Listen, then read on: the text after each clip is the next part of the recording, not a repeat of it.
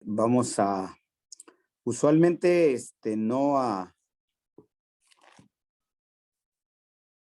no cito mucho.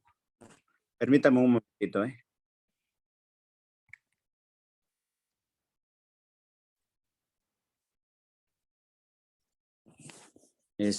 No cito mucho no es porque no crea, ¿eh? Y ahí yo sé que hay hermanos por todos lados, varias, plataformas sociales, pero casi estos libros son los que yo leo para poder entender la Biblia. Casi no los abro, donde doy estudios, porque pues ya lo leí, entonces ahora lo entendí en la Biblia y así es como lo presento desde mi Biblia porque este libro me enseñó. Pero en esta tarde quiero mostrarles algo, ¿verdad? Que está aquí. Eh, este libro se llama El conflicto de los siglos y quiero leerles una cita, por lo que vamos a ver con el trabajo de esta última iglesia, la iglesia de la Odisea. Y vamos a ver el concepto que es bíblico y cómo el Señor entrelazó lo que estaba sucediendo en su tiempo con el tiempo del fin, con su iglesia que él tenía, que eran los 12 apóstoles, que habían llevado el mensaje a Jerusalén para que Jerusalén despertara. No quisieron, siguió con sus 12 apóstoles y ellos son los que iban a llevar el mensaje, ¿verdad? En su tiempo antes de la destrucción de Jerusalén. El capítulo es el primer capítulo del libro El conflicto de los siglos. Y el capítulo se llama El destino de un mundo predicho. La cita que les voy a dar dice así: Cristo vio en Jerusalén un símbolo del mundo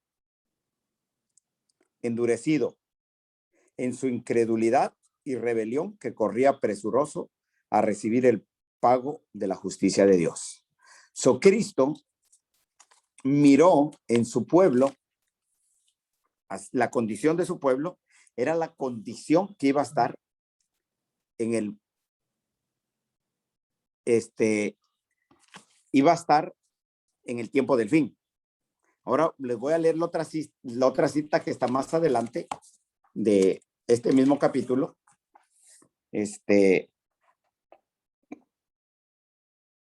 Dice aquí, el porvenir, esto es a los discípulos, porque le preguntaron acerca cuando Jesús les dijo que se iba a destruir el templo. Ellos le preguntaron: Señor, ¿cuándo va a suceder esto? Y él les responde, no de la forma que ellos querían. Dice la cita: lo porvenir les era misericordiosamente velado a los discípulos, de haber visto con toda claridad estos dos terribles acontecimientos futuros. Ahora, los acontecimientos futuros era la destrucción de Jerusalén, y que la destrucción de Jerusalén era un símbolo de la destrucción de esta tierra en el tiempo del fin. Estos dos acontecimientos se los dejó saber, pero ellos no entendieron en su totalidad. Sigue diciendo: los sufrimientos del Redentor y su muerte y la destrucción del templo y de la ciudad, los discípulos hubieran sido abrumados por el miedo y el dolor. Cristo les dio un bosquejo de los sucesos culminantes que habrían desarrollarse antes de la consumación de los tiempos. Sus palabras no fueron entendidas plenamente entonces, pero su significado iba a aclararse a medida que su pueblo necesitase la instrucción contenida en esas palabras. La profecía del Señor entrañaba un doble significado, al par que anunciaba la ruina de Jerusalén, presagiaba también los horrores del gran día final. Cuando Jesús le dio, ¿verdad?, el sermón profético que nosotros conocemos, la destrucción del templo de Jerusalén, a los discípulos, esa profecía tenía doble sentido. También esa profecía le estaba dando una idea de cómo iba a estar la condición y qué era lo que iba a estar pasando en el tiempo del fin. Ahora sí, con esto en mente, vamos a ir al libro de Mateo capítulo 23. Mateo 23.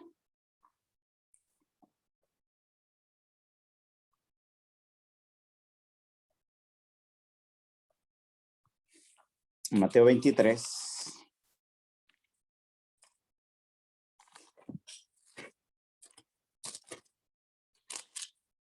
Y yo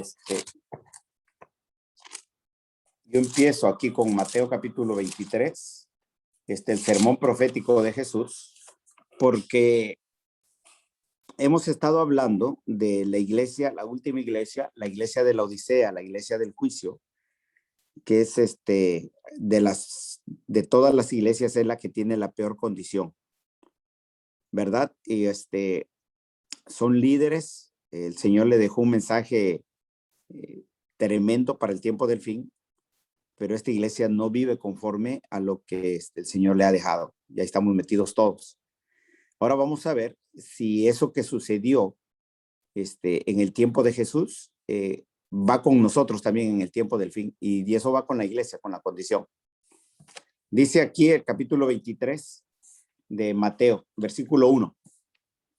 Entonces Jesús habló a la muchedumbre y a sus discípulos y les dijo: los escribas y los fariseos se han sentado en la cátedra de Moisés. Aquí Jesús le dice: mire, esta gente sabe, conocen muy bien las escrituras. Se sentaron en la cátedra de Moisés, dice. Sigue diciendo: de modo que hagan y observen todo lo que les digan, pero no hagan conforme a sus obras, porque ellos dicen y no hacen. Ahora, esta gente tenía un problema, hermanos. Sabían lo que tenían que hacer, conocían lo que tenían que hacer, pero no lo hacían. El mismo problema que tiene la iglesia de la Odisea. Sigue diciendo: atan cargas pesadas y difíciles de llevar y las ponen sobre las espaldas de los hombres, pero ellos ni con un dedo quieren moverlas, sino que hacen todas sus obras para ser vistos por los hombres, pues ensanchan sus flacterías y alargan los flecos en sus mantos. Aman el lugar de honor en los banquetes y en los primeros asientos en las sinagogas, y los saludos respetuosos en las plazas y ser llamados por los hombres Raboní. Pero no dejéis que les llamen Raboní, porque uno es vuestro maestro y todos vosotros sois hermanos. So, la condición de esta iglesia, familia, que era el pueblo de Dios, era una iglesia que aparentaba una cosa, pero era otra. Ese es el problema de esta iglesia. Y de ahí vienen los ayes. Dice: ay de ustedes, el versículo 13. Ay de ustedes vosotros, escribas y fariseos hipócritas. 14. Ay de ustedes vosotros, escribas y fariseos hipócritas. Y de ahí les viene diciendo todo eso. Cuando entra en el capítulo 24, los discípulos iban espantados de tanta reprensión que había dado Jesús ahí a los líderes religiosos. Entró, se fueron al templo, los discípulos iban callados, entraron al templo, adoraron, hicieron lo que tenían que hacer y empezaron a salir. Capítulo 24, versículo 1. Dice: cuando Jesús salió del templo y se iba, se le acercaron sus discípulos para mostrarle los edificios del templo. Estos hombres acababan de ver a Jesús bien enojado, entraron a adorar al templo, salieron del templo. Ahora estos muchachos, estos discípulos, se le acercan a Jesús y le dicen: mira, Señor, el templo, qué bonito, para romper el hielo, para entablar una conversación con Jesús. Pero Jesús venía triste, traía celo de Dios, porque su pueblo estaba dormido. Los acontecimientos en cuanto a su muerte se iban a dar, y de ahí se iban a desatar un montón de cosas en contra del pueblo de Dios, porque no querían entender. Y la respuesta de Jesús fue tremenda también para los discípulos. Versículo 4 dice, versículo 2. Mas respondiendo, él les dijo: ¿ven todo esto? En verdad les digo que no quedará aquí piedra sobre piedra que no sea derribada. Les fue de frente Jesús. Imagínense que ustedes, ahorita Jesús viniera y no nomás ustedes, a nosotros. Jesús me dijera: mira, todo lo que ustedes ven por iglesia, olvídense de eso porque no va a haber iglesia ya. Se les va a acabar. El centro de la razón de ser de los judíos es el templo. Es el templo. Ahora, sin templo, el judío no tiene razón de ser. Y Jesús le dijo, aquí se les va a acabar su templo. Sigue diciendo. Y estando él sentado en el monte de los olivos, se le acercaron los discípulos en privado y le dijeron, dinos, ¿cuándo va a suceder esto y cuál será la señal de tu venida y la consumación de este siglo? Respondiendo Jesús les dijo, miren que nadie los engañe, porque muchos vendrán en mi nombre diciendo, yo soy el Cristo, y engañarán a muchos. Ahora miren, familia, lo primero que hace Jesús es hablándoles del engaño. Después de que los reprendió a los líderes religiosos y después de que a los discípulos les dice que no van a tener un lugar para adorar ya, les dice, miren y cuídense porque los van a engañar. El arma más poderosa del diablo es el engaño, familia. Y de ahí el Señor les dice que iba a haber falsos cristos.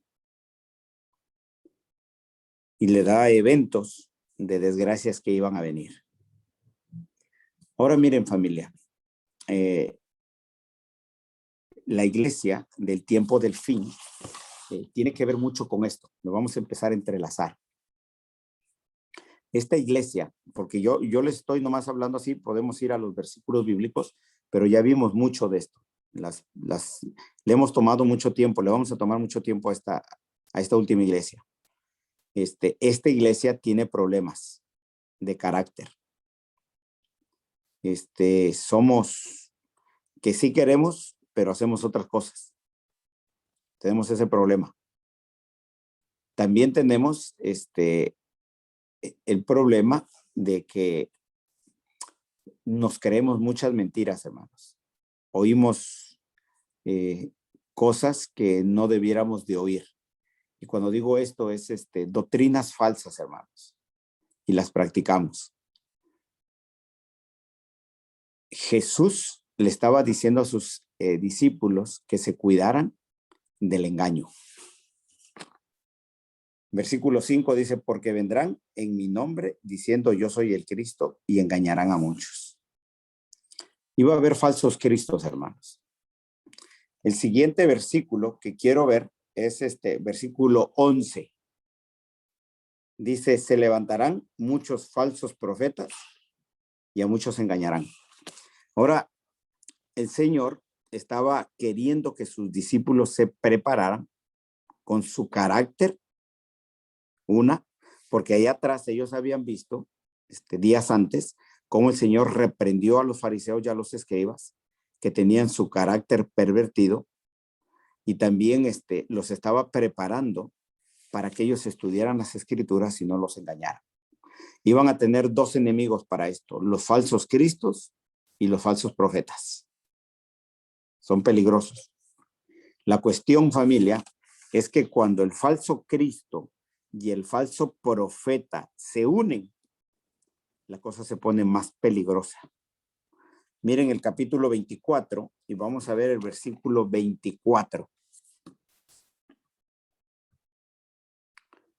Porque se levantarán falsos cristos y falsos profetas. Aquí ya los unió Jesús. En los versículos anteriores, primero habló de los falsos cristos. El versículo 5, falsos cristos. El versículo 11 dijo falsos profetas. Les habló en diferentes, fue en el mismo rato, pero en diferentes tiempos ahí. Pero en el versículo 24 los une, hermanos. Porque se levantarán falsos cristos y falsos profetas y mostrarán grandes señales y prodigios para así engañar, de ser posible, a los escogidos. Ahora miren, mis hermanos, cuando el falso Cristo y el falso profeta se unen, hay milagros, hay señales, hay prodigios. Y su blanco son los escogidos. Ahora, vamos a ver si en verdad lo que dice este libro, que lo que le estaba diciendo a sus discípulos tenía que ver con el tiempo del fin. Y que este mismo cuadro que estamos viendo aquí se iba a repetir en el tiempo del fin. Vamos al libro de Apocalipsis.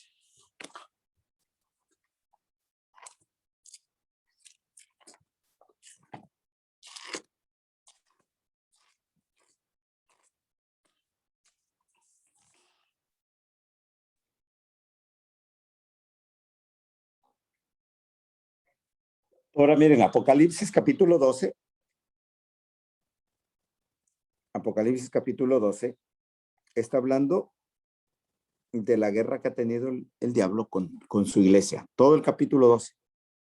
Ustedes van a ver que Juan está haciendo un repaso de la historia de la iglesia, desde que salió de Egipto, cuando el Señor la puso bonita, la purificó y todo eso. Y cómo el diablo persiguió a esa iglesia y el Señor la trajo a través del desierto y ahí la sustentó. Ahí está repitiendo eso. Y también está entrelazando con la iglesia cristiana aquí, el capítulo 12. Y termina con el versículo 17, hablando de un grupo especial.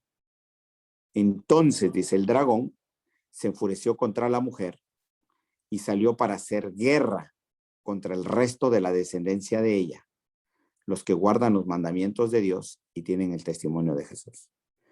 Aquí el diablo, ¿verdad? Hace guerra y muy principalmente ya en este versículo está haciendo guerra contra el remanente, contra el resto de la mujer, lo que quedó de la mujer, lo fiel de la mujer, que es la iglesia de la Odisea. Ahora esta iglesia se va a enfrentar lo que vimos, ¿verdad? Ahorita, ahí en el libro de Mateo 24, 23 y 24,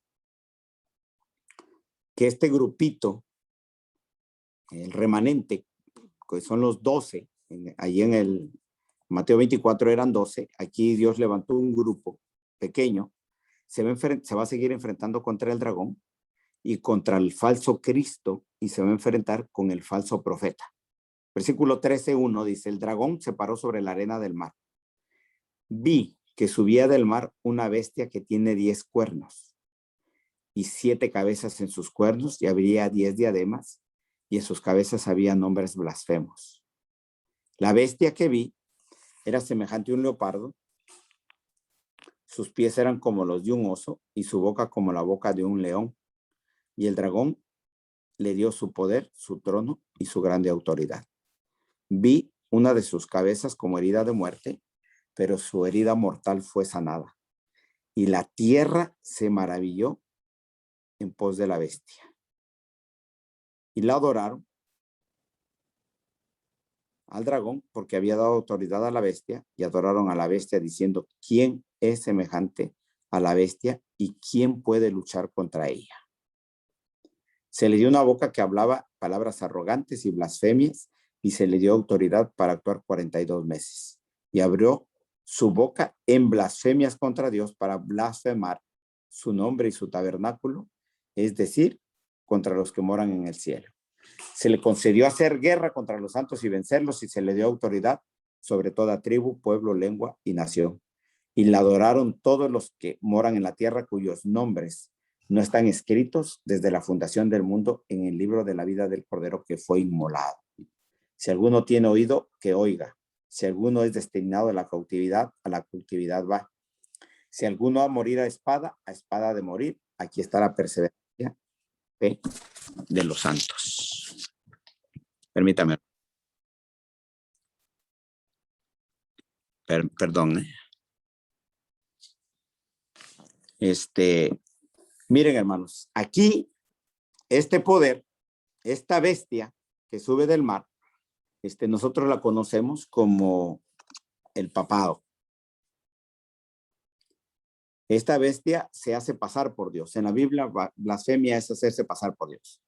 Podemos decir claramente que esta bestia es el falso Cristo. Del capítulo 13, del versículo 1 al 10. Ahora, del 11 en adelante, sale otra bestia. Dice, vi otra bestia que subía de la tierra, tenía 2 cuernos semejantes a los de un cordero y hablaba como un dragón. Ejerce toda la autoridad de la primera bestia en su presencia y hace que la tierra y los que moran en ella adoren a la primera bestia cuya herida mortal fue sanada. También hace grandes señales de tal manera que aún hace descender fuego del cielo a la tierra en presencia de los hombres.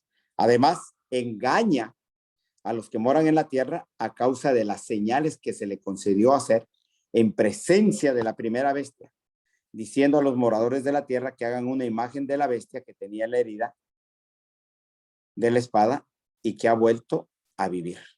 Ahora miren, esta bestia, la primera bestia que sale del mar, con la segunda bestia que sale de la tierra, se juntan, y cuando se juntan, el versículo 13 dice que hacen grandes señales de tal manera que hacen descender fuego del cielo a la tierra en presencia de los hombres. Ahora miren, hermanos, la primera bestia que está del capítulo 13, del versículo 1 al 10, es el falso Cristo, y la segunda bestia que está del 11 hasta el versículo 17, 18, es la segunda bestia que nosotros le llamamos el falso profeta. Y cuando estas dos bestias se unen, hay señales, hermanos. Lo que Jesús le dijo a sus discípulos: va a venir falso Cristo, van a venir falsos cristos, falsos profetas. Y cuando se unieron en el versículo 24, hicieron señales. Ahora, miren, familia,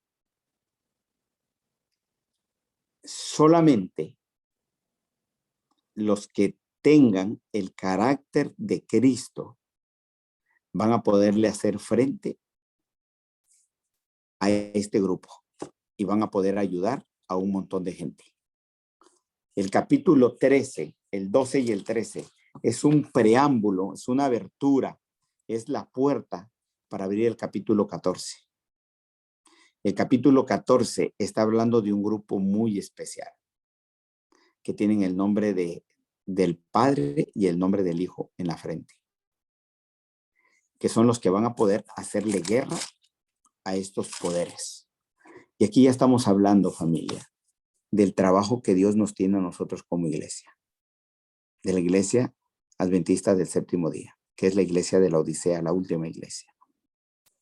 Ahora, nosotros nos vamos a enfrentar a estos dos poderes. Hay otro poder que después vamos a hablar de ellos, está en Apocalipsis capítulo 11. Es una bestia también, se llama la bestia del abismo, pero después vamos a mirar, la vamos a introducir a ella con su tiempo. Pero ahorita el punto que les quiero poner en esta tarde es que cuando Jesús le habló a sus discípulos, le habló también a los fariseos y a los escribas, que empezó a revisarlos y viendo que esta gente no tenían el carácter de Cristo, le dio tristeza, se fue para el templo. Cuando salió del templo, les dice todas estas cosas a los discípulos, era para que se prepararan. Y voy a pedirle que alguien me lea el capítulo 24 de Mateo 24, que me lean el versículo 14. ¿Algún voluntario ahí? Mateo 24:14. Sí, hermano. Dice, y será predicado este evangelio del reino en todo el mundo para testimonio a todas las naciones, y entonces vendrá el fin. Ahora miren, hermanos, lo que Jesús estaba buscando a sus discípulos después de haber reprendido a los fariseos era carácter. Cuando el Señor le dice aquí que ese evangelio sería predicado por testimonio, les está hablando de su carácter, su forma de ser. Esa palabra, testimonio o testigo, es martureo. Y no solamente está hablando de un mártir que lo matan, porque sí está hablando de esos también, pero está hablando de lo que usted va a aguantar por predicar este evangelio. De cómo tiene su carácter. Y usted está crucificando a su yo todos los días. Y eso va para todos nosotros, hermanos. La lección o el punto que les quise poner en esta tarde es que nosotros tenemos dos enemigos grandes enfrente de nosotros. El falso Cristo que ahorita le podemos decir su nombre es el papado, y el falso profeta, que también le podemos decir es su nombre, es las iglesias protestantes que están aquí en Estados Unidos. Y nosotros nos vamos a enfrentar, familia. Llegó aquí mi sobrinito, tengo que abrirles, pero voy abriendo y hablando con ustedes. Tenemos que enfrentar estos dos poderes, pero no los podemos enfrentar nosotros por nosotros mismos. Solo la obra del Espíritu Santo en nosotros, familia. Solo la obra del Espíritu Santo. Estamos en una descenso. Póngala en la mesa, ¿no? Please. Thank you, mía. Sí.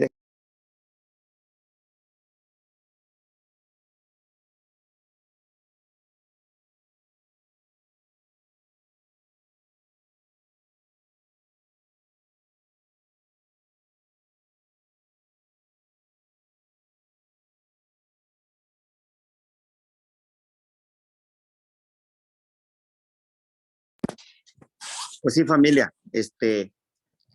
Yo les puedo leer otro poquito aquí. Miren lo que dice esto y la verdad a mí me da, wow, me para los pelos, hermanos. El corazón de Dios. Dice aquí, el capítulo 1, dice,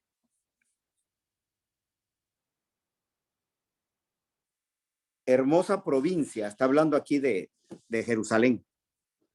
Hermosa provincia. El gozo de toda la tierra es el monte de Sión, la ciudad del gran rey. Y cita Salmos 48:2.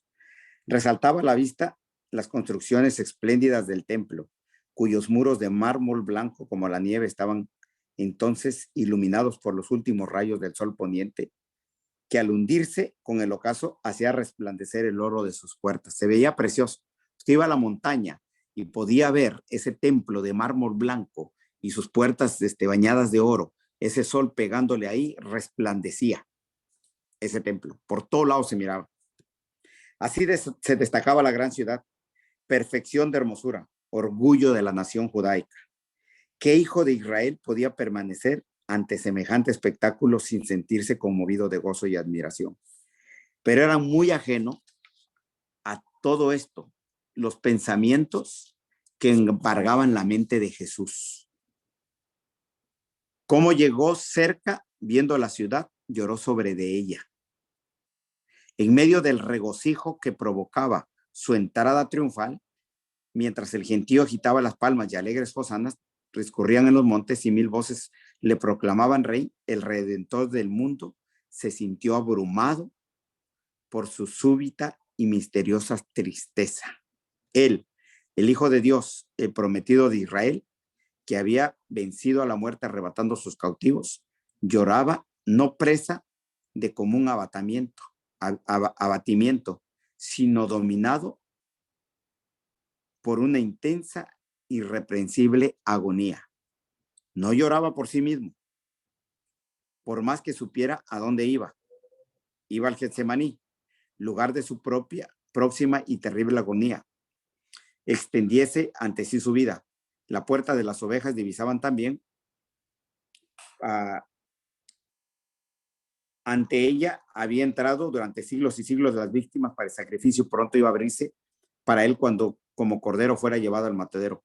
Poco más allá se destacaba el Calvario, lugar de su crucifixión, mientras él entraba a su alma en expiación por el pecado.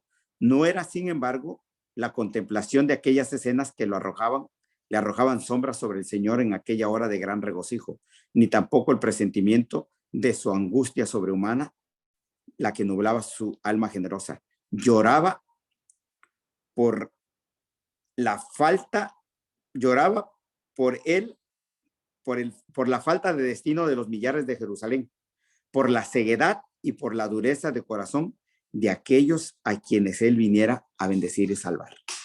Miren, familia,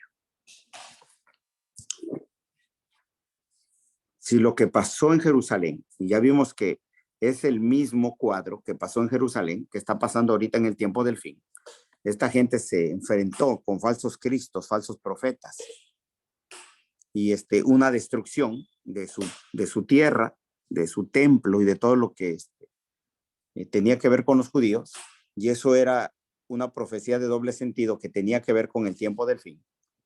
Y si todo esto está ahorita ahí, tenemos al falso Cristo, tenemos al falso profeta, y viene la destrucción de la tierra, y Jesús, al mirar a su pueblo, al mirarme a mí, al mirar a la iglesia en la condición en la que estamos, el corazón de Jesús está triste, hermanos, porque tenemos problemas grandes. Y si Jesús viene y empieza a buscar el carácter de Jesús en nosotros, no lo va a encontrar, hermanos. Quiero dejarles en mente en esta tarde es que tenemos que trabajar en eso. Si nosotros queremos ser usados para poder estar en el tiempo del fin, tenemos que empezar, familia, a buscar verdaderamente a Dios de todo corazón y pedirle al Espíritu Santo que nos ayude a obedecerle en todos los puntos.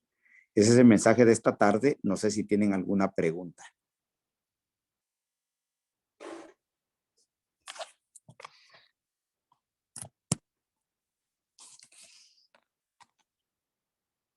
¿Alguna pregunta, familia?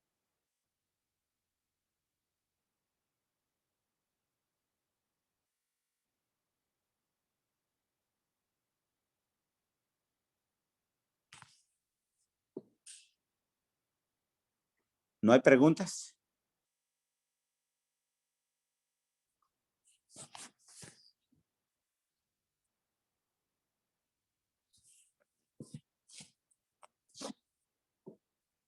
Bueno, pues parece que no hay preguntas. Hermana Keila. Sí, hermano, si nos puede despedir con una oración, por favor. Claro que sí. Vamos a orar. Bendito Dios y buen Padre, gracias. Le damos gracias, Señor, una vez más, porque a través de su palabra vemos que usted tiene planes buenos, que usted se entristece por nuestra condición. Tenemos dos enemigos grandes que son guiados por el diablo. Le suplicamos, Señor, en el nombre de Jesús, que nos ayude a prepararnos de tal manera, Señor, que en su nombre, con la ayuda de su Espíritu Santo, podamos hacerle frente a lo que nos viene encima. Y también, bendito Padre, poder ayudar a los que cuanto más podamos ayudar. Quédate con nosotros, Señor, en esta tarde. Bendícenos, Señor, conforme a tus misericordias. En el nombre de Jesús, tu Hijo, lo suplicamos. Amén.